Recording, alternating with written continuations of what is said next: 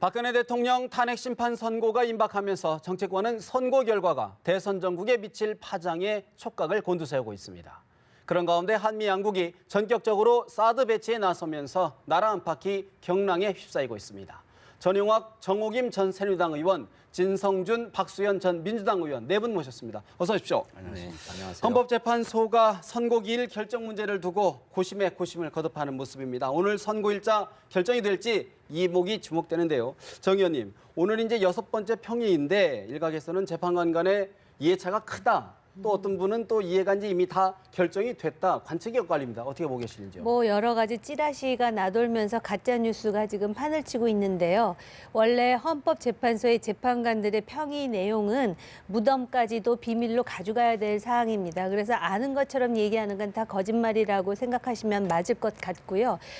지금 이정미 재판관의 퇴임일이 3월 13일인 만큼 그때까지 결론이 나서 선고가 나는 것이 지금 가장 상식적이고 합리적이라는 것이 다수 설입니다. 만약에 그때 결론이 나고 또 선고가 내려지지 않으면 그거에 따른 또 문제도 또 있을 수 있기 때문에, 그리고 이게 길어진다 그래갖고 진실이 달라질 것도 없기 때문에 네. 그냥 저는 상식선에서 3월 13일 이전까지는 선고가 나기를, 그래서 이 혼돈의 상황이 정리되기를 기대하고 있습니다. 어떻게 보십니까? 진성준 의원님. 자, 지금 13일 이후 가능성도 조심스럽게 나오는 것 같아요. 분위기는 어떻습니까?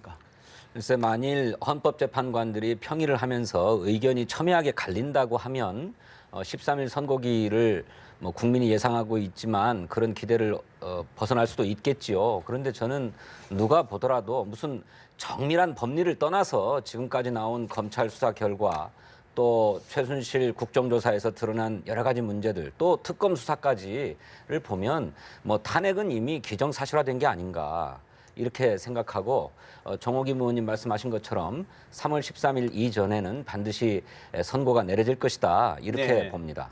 사실 뭐 탄핵은 기정사실화됐다 이렇게 평가를 내려주셨는데 전 의원님 어떻게 보고 계시는지요? 많은 국민들께서 걱정을 하시면서 가급적 이 사태가 조기에 종결되기를 바라고 있습니다. 그래서 3월 10일 또는 13일로 예상을 하는데 3월 13일이 이제 이정미 권한대행의 퇴임일인 점을 감안하면 네. 3월 10일 날 가능하면 빠르게 선고를 하는 것이 가장 바람직하다, 이렇게 생각합니다.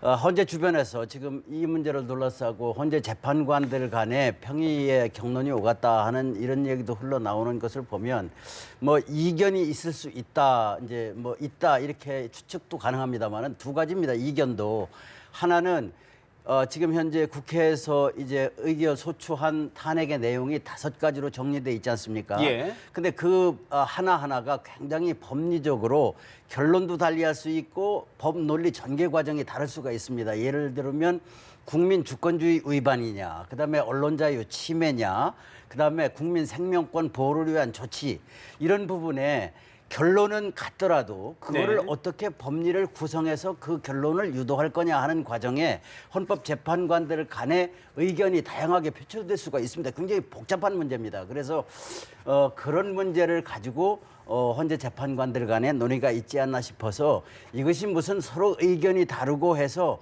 어떤 결과에 영향을 미칠 사안이 아니라 예. 이 사안이 워낙 대통령 탄핵이라고 하는 중요한 문제이기 때문에 그런 법리 구성 면에서도 치밀하게 하기 위해서 논의가 깊어질 수밖에 없다, 이런 게 제 추측입니다. 충분히 토론해야 된다 그런 말씀이신데. 그렇습니다. 짧게만 네. 말씀드릴게요. 아까 인용이 기정사실화됐다 그랬는데요. 저는 제가 말씀드린 건 그런 뜻은 아닙니다. 이 결론은 헌법재판소가 내는 것이고, 이게 인용이든 기각이든 수용하는 것이 맞다라는 것이고, 물론 저도 제 개인 생각은 있지만 기정사실화라는 말에는 동감할 수가 없습니다. 어떻게 보십니까? 글쎄, 세 분 의견 좀 약간 의견이 좀 다른 부분인데 제가 판단을 해야 되나요? 지금 말씀하신 것 다 종합해 보면 그런 뜻입니다. 국회에서 탄핵 소추안을 의결한 것, 그 과정 자체는 민주주의 과정이었습니다. 그렇기 때문에 우리 최고 권위를 가진 기관인 헌법재판소가 여러 가지 요소들 복잡하다고 누구나 다 인정하고 있습니다. 충분하게 들여다봤을 것이고 또 그런 헌법재판소의 그 어떤 변론기일 과정들을 보면 이미 그 재판관들도 여러 가지 판단을 하고 있는 것이 아닌가라고 하는 그런 관측들을 해볼 수 있고요. 지금 국정 이 농단으로 인한 국정 공백의 장기화가 굉장히 길어지고 있습니다. 사드 문제며 또 트럼프 행정부의 출범에 따른 대아시아 어떤 전략의 수립 이런 네. 과정에서 우리 국익을 챙기기 위한 일들이 굉장히 필요할 때인데 이런 측면을 생각하더라도 아마 우리가 국민이 소망하는 그 기일 안에 결론이 나리라 이렇게 예상합니다. 사실 이제 조기 대선 정국에 돌입한 정치권, 사실 이 문제 촉각을 곤두세울 수밖에 없는데 특히 바른정당과 자유한국당 간 신경전이 첨예한 것 같습니다. 자유한국당 의원 58명 오늘 헌재에 탄핵 기각 탄원서를 제출했다고 하는데요. 자유한국당 윤상현 의원의 이야기부터 들어보십니다. 국회 탄핵 소추상의 위법성과 헌법재판소 구성상의 우연성 등의 문제가 있기 때문에 탄핵은 마땅히 각하되어야 한다라고 생각을 합니다. 저희는 그래서 탄핵 각하를 당론으로 채택해야 한다고 얘기를 합니다. 헌정질서 수호를 위해서 이렇게 주장을 하고 있는 겁니다. 오늘 저희는 헌재 존중 국민통합 캠페인을 함께 했습니다.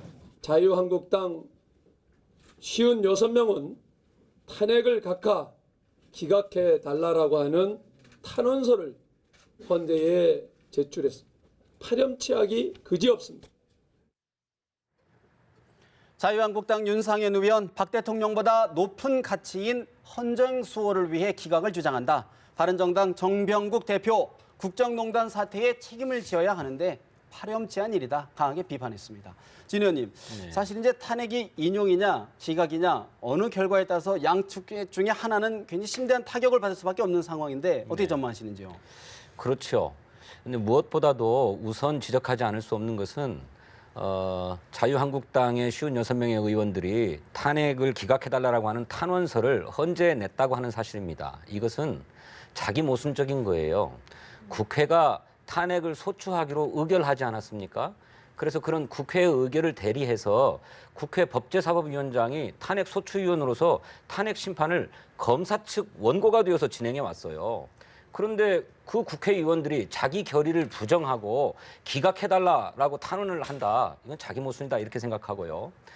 아까도 말씀드렸습니다마는 이미 국민의 헌법 감정이든 법 감정이든 이미 이런 대통령을 인정할 수 없다라고 하는 것이고 마음속에서 이미 탄핵되었습니다. 그리고 헌법재판소도 물론 법리를 다투는 사법기관이지만 그런 국민의 법 감정을 존중하지 않을 수 없는 것이기 때문에 탄핵이 인용된다면 네. 자유한국당은 국정농단 헌정유린의 책임이 있을 뿐만 아니라 그 뒤에도 일관되게 탄핵을 반대해 왔기 때문에 정치적인 타격이 불가피할 것이다. 이렇게 전망합니다. 어떻게 보십니까? 새누리당에 몸담았던 사람으로서 오늘 텔레비전을 통해서 이런 모습을 보는 상황이 참담합니다. 부끄럽습니다. 사실 진성준 의원 말씀하신 대로 자유한국당 일부 의원의 탄원서 제출은 자기 모순입니다. 국회의원이 한 시민의 입장이 아닌 국회의원의 입장에서 탄핵을 기각해달라 하고 헌재에 보내는 것은 자기 모순적 행위고 또 거기에 대해 비판하는 바른정당의 행태 또한 네. 어떻게 보면 소위 이 탄핵 문제에 관해서 기각의 입장, 탄핵 반대의 입장을 밝히는 지지 기반, 지지 세력을 확보하고 보수 정당의 주도권 경쟁을 위한 주도권 싸움, 경쟁 여기에 지나지 않는다고 보는데 예. 흔히 탄원서라 하는 건 뭐냐면 일반인들의 형사 재판에 있어서 유죄는 인정되더라도 여러 가지 정상을 참작해서 좀 가볍게 처벌해 주십시오 하는 그런 내용 아니겠습니까? 그런데 탄핵엔 그런 게 없습니다. 인용이냐 기각이냐일 뿐이고 지금 무엇보다 중요한 이 시점에서 이 탄핵 결정에 관해서 헌재의 결정에 관해서 승복하는 자세를 정치권이 선도하고 국민을 설득해야 될 시점이라는 것을 강조하고 싶습니다. 정 의원님 어떻게 보시는지요? 아니 근데 저분은 지금 자유한국당의 당원권도 정지돼 있는 상태 아닌가요? 윤상현 의원이요. 그럼에도 불구하고 지금 저렇게 앞장서서 더군다나 각하를 주장하는데요. 애초에 각하를 주장할 거면 국회에서 소추 의결할 당시에 그 절차상의 하자에 대해서 문제를 삼든지 아니면 그 당시에 그 소추안이 의결된 다음에 법무부에서도 절차상의 하자가 없다라는 의견이 이미 나오지 않았습니까? 근데 이제 탄핵 선고가 날 즈음에 저렇게 보수 정당의 현실을 보는 거고요. 저 국정농단을 알았든 몰랐든 이 자리에 있는 전 의원님이나 저나 사실 얼굴을 들 수 없는 상황입니다. 이게 지금 대한민국의 한 축이라고 하는 보수 정당의 현실을 말해주는 건데요. 반성이나 책임이 없이 저런 식으로 목소리 크게 뭔가 살아보겠다라는 어떤 그 자기 목소리만을 네. 이렇게 주장하는 저런 모습은 이제 이번 일을 계기로 해서 이번 정치에서 좀 교정이 되는 하나의 과정을 좀 거쳤으면 하는 생각이 알겠습니다. 있습니다. 사실 뭐 여권만큼 또 야권에서도 여러 좀 경랑이 일고 있는 것 같습니다. 바로 오늘 김종인 민주당 전 대표가 예고한 대로 민주당에 탈당계를 제출했습니다. 개헌 세력을 결집하는 데 나서겠다라는 취지인데 김종인 전 대표의 이야기 먼저 듣고 대담 진행하겠습니다. 지난 11월부터 탄핵 정국을 시작하고 있고 개혁 비법들이 한번 해본다고 그러니까 그것도 한번 기다려보고 했는데 기울게 두려도 아무런 것도 없이 무산돼 버리고 국회의원으로 서 있는다는 자체도 별로 이렇게 의미가 느껴지지 않고 시점을 이제 오늘로서 잡은 거예요. 민주당 내 친문 패권 세력의 횡포와 독선이 얼마나 심했으면 그런 결정을 했는가 하는 동병상련의 안타까운 마음을 가지고 있습니다. 친박과 친문의 양극단 세력을 배격하는 국민들의 현명한 판단이 계셔야하고 이를 위해서 최선을 다하겠다는 다짐을 드립니다. 김종인 전 민주당 대표 탄핵 정국 속에 개혁 입법이 무산됐다. 과연 의원으로 있다는 것의 의미 자체도 느끼지 못한다라고 소회를 밝혔습니다. 바른정당 김무성 의원 동병상련의 마음을 느낀다. 양극단 배격하는 판단 국민에게 촉구를 했습니다. 박 의원님, 네. 의원직까지 던지고 사실상 이제 광야로 나왔습니다. 김종인 전 대표. 과연 개헌 빅텐트 칠 수 있을까요? 어떻게 보시는지요? 예, 그 말씀을 드리기 전에 조금 전에 자유한국당 의원들이 탄원서 제출에 관해서 간단히 한 말씀 먼저 드리면 저는 이런 생각을 해봤습니다. 애국이라는 것, 자, 애국의 대상은 대통령이라고 한 개인이 아니라 국가와 국민 그리고 정의에 대한 충성이 애국이어야 된다. 네. 그런 것들을 정치인들이 좀 명심했으면 좋겠다는 생각을 하고요.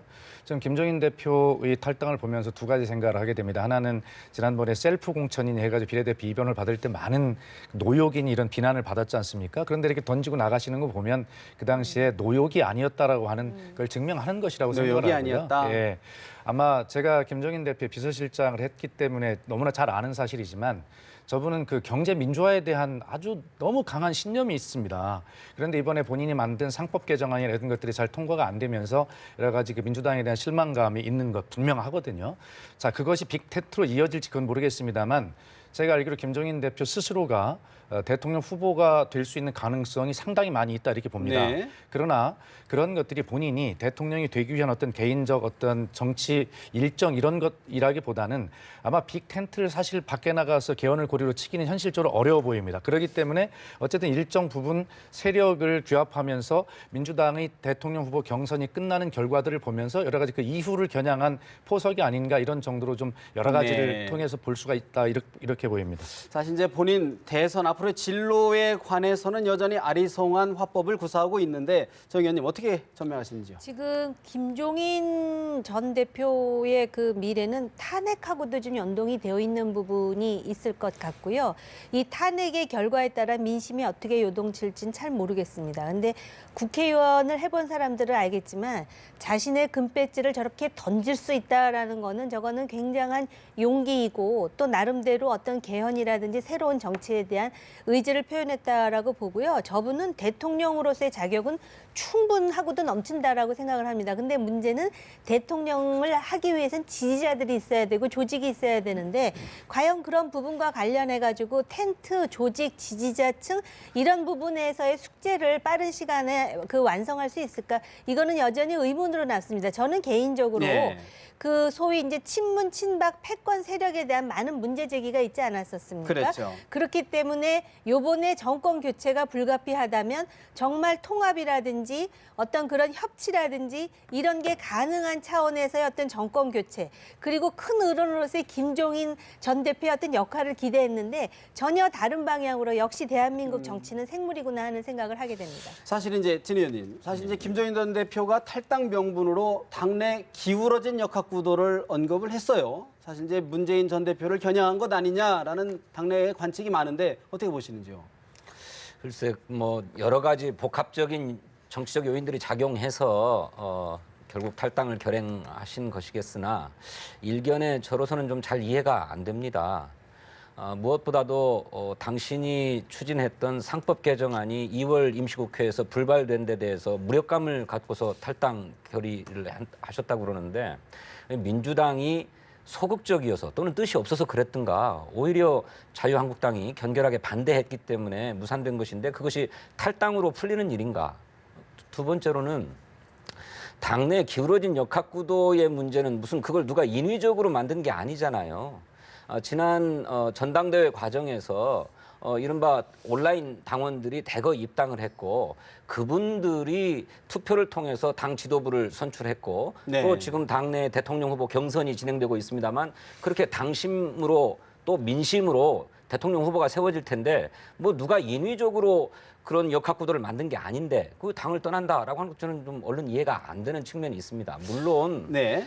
이분이 이제 밖에 나가서 당신이 언급하셨던 것처럼 탄핵이 결정되고 나면 그에 따른 어떤 극심한 정치적 갈등이나 사회 혼란이 예견되는데 그런 가운데서 뭔가 통합적이고 포용적인 행보를 하기 위해서 그리고 그런 행보를 하기 위해서는 당에 얽매일 게 아니라 좀 더 자유로운 신분이 돼야 되겠다라고 하는 판단으로 그렇게 하셨을 수는 네, 있다고 네. 생각합니다만은 지금 저는 너무 그릇이 작아서 그런지 잘 이해가 안 돼요. 사실 뭐 그럼에도 불구하고 지난 20대 총선에서 이제 문재인 전 대표 사실 삼고철효해서 모셨는데 포용력이 좀 부족한 것 아니냐라는 비판 피할 수 없어 보이는데 그 부분은 어떻게 보시는지요? 문재인 전 대표에 대한 지적. 그 당시 총선 당시에도 김종인 대표의 역할과 관련해서 당내 이견이 나오니까 문재인 전 대표가 양산에서 급거 서울로 올라와 가지고 단독 면담을 하고 하지 않았습니까? 그래서 수습하고 그랬는데 그 뒤로 두 분의 어떤 전국을 바라보는 인식의 차이 또 그에 따른 처방의 차이가 너무 극명하게 드러난 게 아닌가. 그런 가운데서 좀 감정적인 앙금도 굉장히 많이 쌓인 것 아닌가. 같아요. 네. 사실 이제 좀 전에 이제 김무성 바른정당 의원의 이야기도 들어봤는데 자유한국당이나 특히 바른정당에서는 김종인 전 대표의 역할에 이제 기대를 거는 것 같아요. 여권의 시각은 어떨까요?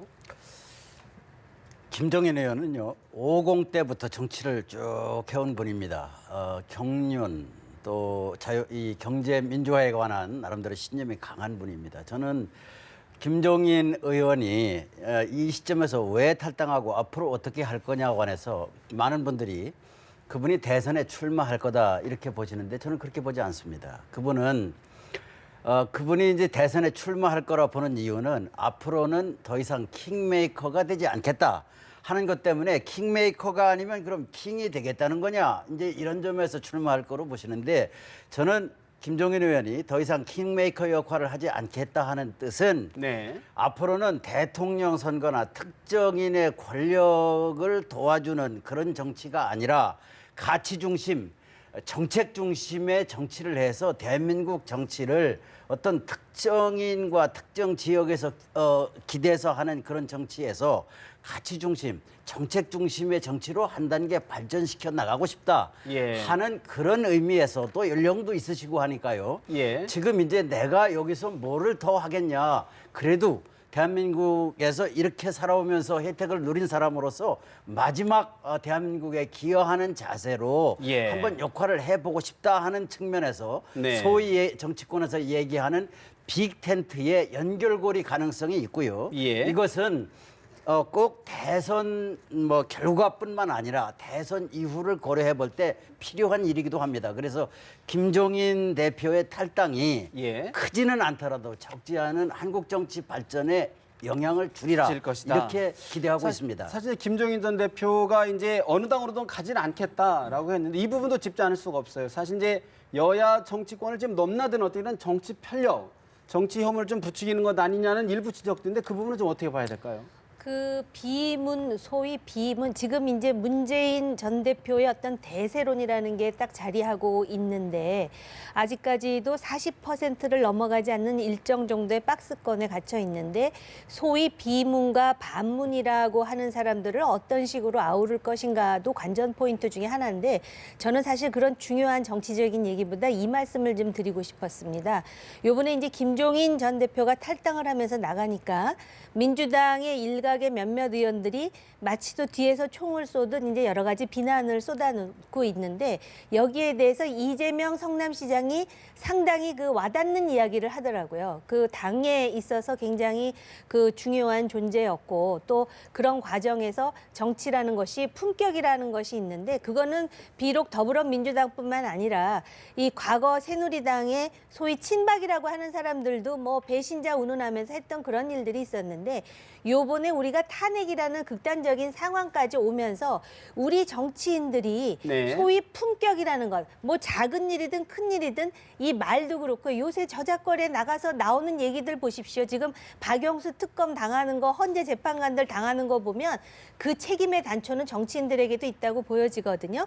그래서 계기로 어쨌든 정치의 어른이 나가는데 뒤에서 그러는 모습은 제3자가 볼 때도 참 안 좋아 보이더라는 말씀을 한마디 드리고 싶었습니다. 어떤 정치인이 김종인 대표의 탈당에 대해서 그런 식으로 막말을 했나요? 제가 누구라고 꼭 이야기를 해야 되겠습니까? 네, 지금 한번 보도 얘기해 내용에 보시죠. 다 나오는데요. 네. 제가 누구라고 이름은 밝히지 않겠지만 한번 그 네. 내용을 좀 손모 보십시오. 등등을 얘기하시는 네네. 것 같은데 예, 어쨌든요. 그런 지적들. 그건 뭐 아주 일각의 얘기 아닙니까? 뭐 그런 것을 전체적으로 확대할 것은 아니라고 생각하고요. 저는 일부 극소수의 정치인들이 정치의 품격을 떨어뜨리고 그래서 오히려 국민으로부터 비웃음거리가 되고 있는 것은 사실이지만 그게 정치 일반의 상황은 아니지 않습니까? 저는 그건 과도한 침소봉대다 이렇게 생각합니다. 저는 그걸 가지고 지금 뭐 논쟁을 벌일 생각은 없는데요. 침소봉대라고 하셨는데 과연 우리가 침소봉대로 일축할 수 있는 일인지에 대해서는 각자 반추하면 될 알겠습니다. 것 같습니다. 사실 뭐 이 부분 이제 김종인 전 대표가 과연 정치권에 어떤 화두를 던지고 또 어떻게 열어가는지 지켜봐야 될 부분인 것 같고 사실 여권에서는 지금 안희정 충남지사 지지율 하락에 고심을 하고 있는 모습인데 박영선 의원이 의원 멘토단 단장으로 캠프 합류를 했습니다. 박 의원님 여쭤보지 않을 수 없는데 박 의원님이 얘기한 게 20% 회복 1차 목표다 이렇게 얘기했습니다. 가능합니까? 예, 뭐 그건 당연히 그런 목표가 되겠죠. 우선 그 선까지 저희가 접근을 했기 때문에 자 하락은 하고 있지만 이제 하락을 멈추고 이제 반등을 하기 시작했거든 수치가. 자 그렇다면 일단 그 선까지 확장해 본 사람이 그것을 넘을 수가 있는 것입니다. 그러면 충분히 가능하다 보고요. 결과적으로 이 지지율이라고 하는 것은 요동칠 수가 있고 그런 것인데 사실 안희정 후보 같은 경우에 3%에서 시작해서 20%가 가까이 간 것을 보면 네. 결과적으로 이것도 가능한 일이다 이렇게 생각하고 있고요. 지금 국민 경선 참여 인단이 그 규모가 굉장히 빠른 속도로 지금 늘고 현재 지금 있거든요. 몇 명까지 모여진 건가요? 지금 현재 150만을 넘고 있지 150만 않습니까? 명이요. 그 규모도 규모지만 결과적으로 이것이 늘어나는 속도에 저는 굉장히 주목하고 있는데 속도가 빠르다고 하는 것은 결과적으로 자발적 참여 국민이 굉장히 많다는 것입니다. 그렇기 때문에 어떤 그 당심과 민심이 지금 분리되어 있는 상황이라고 걱정들을 하시지만 결과적으로는 민심에 수렴할 것이다. 다시 말해서 그렇기 때문에 어느 후보든지 간에 이 탄핵 결과 이후에 대한민국이 어디로 가야 될 것인가라고 하는 것을 걱정하는 국민들의 민심, 거기에 네. 응답하는 후보라면 안희정 후보뿐만이 아니라 어떤 후보도 결과적으로는 국민의 부름을 받게 될 것이다라고 하는 그런 생각을 갖고 있습니다. 예, 뭐 말씀하신 것처럼 국민 선거인단의 규모가 커지면 커질수록 일반 국민의 일반 여론과 근접하게 될 것이라고 봅니다. 그런 점에서 민심을 가장 많이 얻고 있는 후보가 자연스럽게 경선을 통과할 수 있는? 통과할 수 있는 그런 결과를 낳게 될 것이다 이렇게 보여지는데 안희정 지사의 이 유연성과 확정성은 저희 당에서도 새롭게 평가해야 될 부분이라고 생각합니다. 당신이 비록 당의 어떤 기본 노선이나 당의 정체성 또 당원들의 일반적인 감정, 정서와 어긋나는 발언을 해서 무리를 빚기도 했습니다만 오히려 그것이 저희 당의 확장성이나 유연성을 보여주는 아주 산 증거였기 때문에 네. 오히려 본선에서의 경쟁력을 크게 높이는 데 기여한 게 아닌가 이렇게 생각합니다. 탄핵 선고 만약에 인용 결과 또는 기각 결과 나왔을 경우에 민심은 어떻게 분석하십니까? 저는 인용이 될 거라고 보여지는데 인용이 되었다고 해서 그것으로 우리 국민의 민심이 이제 다 끝났다. 이렇게 되지 않고 네. 그걸 계기로 해서 우리 사회가 근본적인 변화와 개혁으로 나아가야 되겠다라고 하는 개혁 열망이 더 높아질 거라고 생각합니다. 그리고 그 개혁 열망의 1차적인 관문이 정권 교체에 있다라고 하는 것도 잘 알고 있기 때문에 우선 정권 교체를 실현하는 쪽으로 민심이 모아지지 않을까 이렇게 봅니다. 정권 교체의 열망을 뛰어넘을 변수는 없다. 그렇게 보시는 건데 네, 어떻게 저는 그렇게 보시는지요? 봅니다. 예, 금방 우리 진성준 의원님 말씀 중에 안희정 후보가 당의 정체성에 약간 어긋나는 그런 오해를 받았다 이렇게 말씀을 주셨는데 이 문제는 분명히 좀 말씀을 좀 드려야 되겠습니다. 소위 대연정이라고 하는 것은 지금 현재 협치를 하라는 건 국민의 명령 아니겠습니까? 싸우지 않는 정치하라는 것 아니겠습니까? 현재 사당체제 여소야대에서 어떻게 싸우지 않을 수 있겠습니까? 지금 특검이 수사기간 연장 관련 법 하나도 통과를 못 시키잖아요. 자, 적폐청산을 해야 합니다. 적폐청산은 어떤 것으로 하냐? 이 국정농단에 대한 책임자 처벌은 사법처리 과정을 통해서 처벌이 되는 것이고 그 이후에 이런 국정농단의 사태를 만들어 온 대한민국의 구조적 모순을 개혁 입법을 통해서 처리를 해야 되는데 그 처리는 협치를 통해서 할 수밖에 없다. 단 안희정 후보가 이야기한 대연정은 자유한국당을 이야기할 때 정말 철저한 사죄와 반성 그리고 석고대죄 그리고 해체 수준이 당 개혁 그리고 네. 그 우리의 개혁 과제 완전한 동의 이런 것들을 전제로 안희정 후보가 이야기를 한 것이다. 그것을 다 들여다보면 우리 당원들이 오해할 리가 없다. 이런 말씀을 다시 한번 알겠습니다. 드립니다. 탄핵 선고 이후에도 여러 이제 토론의 과정이 있기 때문에 국민들이 또 선거인단들이 판단해 줄 것으로 믿고요. 사실 이제 좀 저희들이 시간이 없어서 한 가지를 더 짚어봐야 되는데 지금 이 전국의 한미 군 당국이 전격적으로 사드의 한반도 배치를 결정을 했습니다. 조기 대선에 과연 어떤 영향을 미칠지 촉각을 곤두세울 수밖에 없는데 민주당 추미애 대표의 이야기부터 잠시 들어보십니다. 올해 12월 예상되었던 사드 배치를 급작스럽게 당긴 것은 조기 대선을 염두에 둔 대선용 배치라 보여집니다. 또한 차기 정권에서 논의조차 못하게 만들겠다는 알박기 배치다 할 것입니다. 어떤 국민이 사드 배치의 진정성을 이해할 수가 있겠습니까? 저희들로서는 4월 말까지 성주에 배치가 될 수 있도록 이렇게 정부에 독려를 하고 있다는 말씀을 드립니다. 안보에 대해서 이 불안한 마음을 자유한국당이 있음으로써 이것을 해결할 수 있다. 사드 배치에 대해서는 환영해야 되는 그런 것을 오늘 좀 표출하기 위해서 여러분과 같이 자리를 했습니다. 안보에 여야는 없다라고 했는데 여야가 따로 있지 않나는 느낌이 들 정도인데 전 의원님 사실 이제 야권에서는 이게 지금 사드 배치가 뭐 알박기다, 뭐 데모치기다, 뭐 이런 비판이 나와요. 조기 대선을 염두에 둔 것 아니냐라는 비판인데 어떤 시각으로 좀 보고 계시는지요? 안보 문제에 여야가 있을 수 없고 또 있어서도 안 됩니다. 그만큼 안보가 중요하기 때문이죠. 우리가 지키고자 하는 자유민주주의 체제, 복지, 번영 이것은 안보를 전제로 하는 것입니다. 그래서 이제 안보에 관해서 이견이 없어야 되는 건데 사드를 이 시점에서 과연 중국의 이런 반발을 무릅쓰고 배치할 거냐 이런 의기심이 그런 의견을 가진 국민들도 없지는 않습니다. 네. 그러나 사드가 이제 조기에 배치됨으로써 이 문제는 이제 정치 외교적으로 기정사실화되는 쪽으로 흘러가고 있습니다. 이것은 여러 가지 이제 언론 보도도 나오고 있습니다만 실제로 이렇게 됨으로 해서 혹시 모르는 대선 국면에서 이 안보 문제가 중요한 쟁점으로 떠올라서 흘러가는 것 이것 바람직하지 않습니다. 그런 측면이 하나 있고 또 하나 오히려 이렇게 됨으로 해서 차기 정부가 배치 문제에 대한 문제로부터 벗어나서 그러면 이후에 그 후유증을 어떻게 해결해 가느냐 하는 데 외교력을 집중할 수 있다는 점에서 민주당 추미애 대표나 문재인 후보도 이 문제에 관해서 이렇게 이런저런 말씀을 하시지만 내심으로는 차라리 이렇게 됨으로 해서 부담은 덜어졌다 또 이렇게 생각할 수도 있습니다. 그리고 국민들께서도 이제 대선 문제도 말이죠.